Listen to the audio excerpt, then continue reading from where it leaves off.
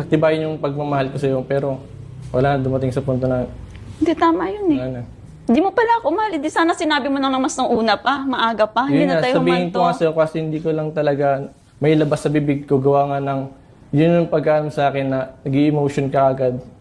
Kaya natatakot talaga ako na masaktan mo sarili mo, kaya hindi ko O ngayon, anong ginawa mo? 2 araw na lang kasal na natin. 2 araw, May 5. May 5, Paano sabi mo, 2 atras araw? lang 10. yun. 10 yung kasal natin. May 7 ka umamin. Di ba nagsabi ako sa'yo na ano, na May 5, pinakancel ko na yung ano, kasal natin. Ginawa ko lang yun, yung sinabi ko na may ano, kinasal na ako, pero hindi talaga kami kinasal. Hindi namin sinabi ko lang yun, para makalayo na ako sa'yo. Alam mo, naawa pa ako sa'yo eh. Yung ginawa mo, papakulong kita. Sinabi ko sa kanila na aawa ako sa'yo, pero yung dahilan mo, napagkababaw. Magkasama tayo, nakikita mo na ugali ko. Ikaw ang hindi kita nakikita ugali.